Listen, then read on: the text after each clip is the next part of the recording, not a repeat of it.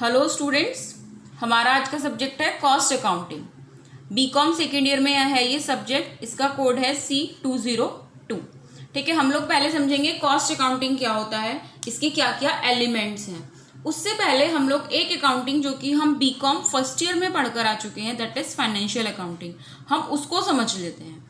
Financial accounting क्या होती है, फाइनेंशियल अकाउंटिंग में क्या सीखा है आप लोगों ने। फाइनेंशियल अकाउंटिंग बेसिकली क्या है, आप जो भी बिजनेस कर रहे हैं उसमें कितना आपको प्रॉफिट हो रहा है, कितना लॉस हो रहा है, वो हम फाइनेंशियल अकाउंटिंग में कैलकुलेट करते हैं।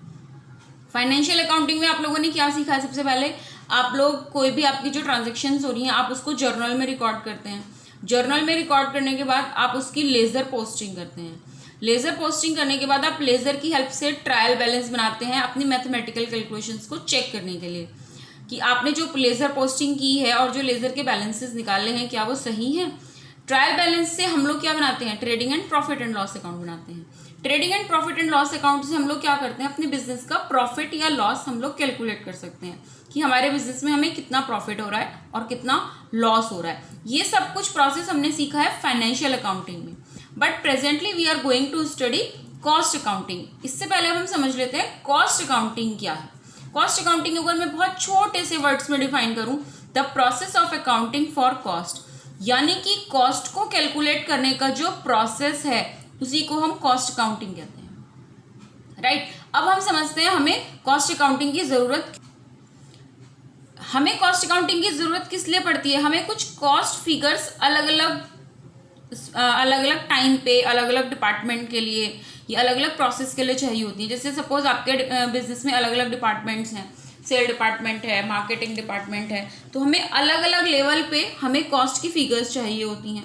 अगर आपका प्रोडक्ट है, आप एक से ज़्यादा प्रोडक्ट बना रहे हैं, तो आपको हर प्रोडक्ट की डिफरेंट कॉस्ट फिगर चाहिए कि कितनी इसकी कॉस्ट आ रही है।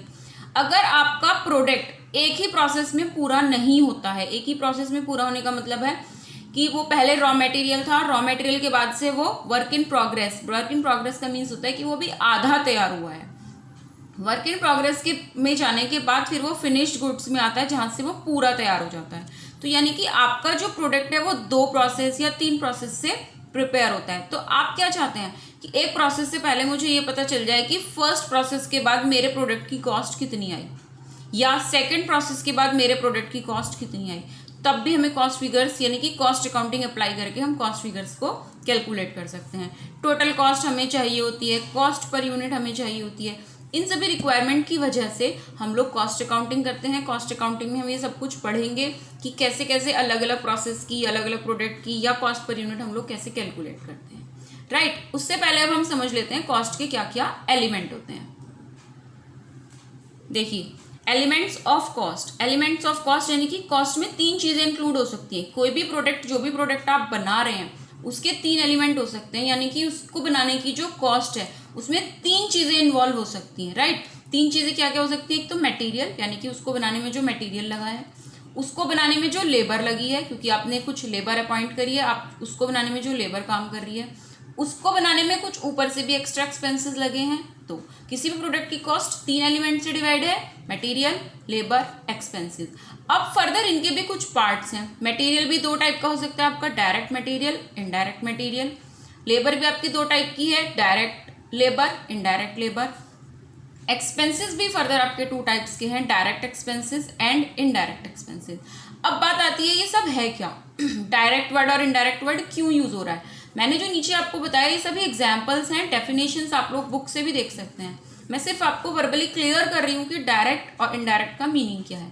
जैसे इसको एक शॉर्ट में समझ लेते हैं, वो मटेरियल जो आपके प्रोडक्ट से डायरेक्टली रिलेट करता है वो डायरेक्ट मटेरियल है, और जो आपके प्रोडक्ट से इनडायरेक्टली रिलेट करता है वो इनडायरेक्ट मटेरियल है। जैसे कि अभी मैं इसका एग्जाम्पल देके आपको क्लियर करती हूँ। सेम एज लेबर, जो लेबर आपके प्रोडक्ट को डायरेक्टली बना रही है, यानी कि आपने जो लेबर लगी, आपके बिजनेस में जो लेबर काम कर रही है वो आपके प्रोडक्ट की ही मैन्युफैक्चरिंग कर रही है, दैट इज डायरेक्ट लेबर। लेकिन वहां पर कुछ लेबर ऐसी भी काम कर रही है जो कि प्रोडक्ट नहीं बना रही है बट लेबर है, that is called indirect labour.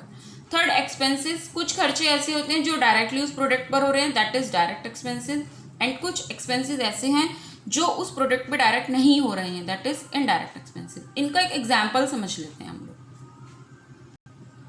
जैसे कि डायरेक्ट मटेरियल, सपोज आप गारमेंट्स का बिजनेस कर रहे हैं या अपने बिजनेस में आप क्लोथ्स बना रहे हैं, तो cost of clothes in garment, जो आपने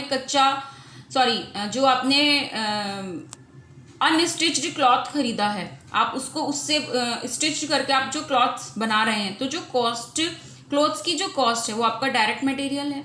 अगर आप कोई फर्नीचर का बिजनेस कर रहे हैं तो उसमें वुड आपके पास है, तो जो वुड की कॉस्ट है वो आपका डायरेक्ट मटेरियल है, राइट। बट इनडायरेक्ट मटेरियल में क्या है, अगर इसमें बटन्स आप यूज कर रहे हैं, थ्रेड्स यूज कर रहे हैं, या आपकी कोई मशीन चल रही है उसमें आपको कोई ऑयल डालना है, वो मटेरियल है, बट वो आपकी प्रोडक्शन से डायरेक्टली रिलेट नहीं करता है। कोई क्लीनिंग मटेरियल है मशीन को साफ करने के लिए, व्हाटएवर। आपके बिजनेस में बहुत सारे प्रोडक्ट यूज हो रहे हैं, बट वो डायरेक्टली उस प्रोडक्ट से रिलेट नहीं कर रहे हैं जो आपका मेन प्रोडक्ट है। Direct labour engaged in production, वो लेबर जो कि आपके प्रोडक्शन में एंगेज है, वो आपकी डायरेक्ट लेबर है। Indirect labour not engaged directly in manufacturing, वो लेबर जो आपकी मैन्युफैक्चरिंग में डायरेक्टली एंगेज नहीं है। जैसे कि कोई सुपरवाइजर आपके यहाँ काम कर रहा है, कोई क्लीनर क्लीनिंग करके जा रहा है, पूरे उसकी सफाई करके जा रहा है, वो लेबर तो है बट वो प्रोडक्शन से रिलेटेड नहीं है, that's why it is indirect labour, right. Next आता है direct expenses, directly related to the production like carriage and freight. वो एक्सपेंसेस जो आपके प्रोडक्शन से डायरेक्टली रिलेट करते हैं उनको हम डायरेक्ट एक्सपेंसेस कहते हैं। And the expenses, indirect expenses कौन से होते हैं, जो आपके प्रोडक्शन से डायरेक्टली रिलेट नहीं करते, जैसे कि आपके ऑफिस के खर्चे, सेलिंग के खर्चे, फैक्ट्री के खर्चे। फैक्ट्री, ऑफिस एंड सेलिंग के जो भी खर्चे होते हैं मे बी आपके वो इनडायरेक्ट एक्सपेंसेस हो सकते हैं। पहले आप इन सभी को डिफ्रेंशिएट कर लीजिएगा, समझ लीजिएगा इसके क्या क्या एलिमेंट हैं। उसके बाद जो हम नेक्स्ट समझेंगे वो समझेंगे यूनिट और आउटपुट कॉस्टिंग का पूरा प्रोफॉर्मा। इसको आप देख लीजिएगा, समझ लीजिएगा, अपनी कॉपीज में नोट कर लीजिएगा। Thank you so much.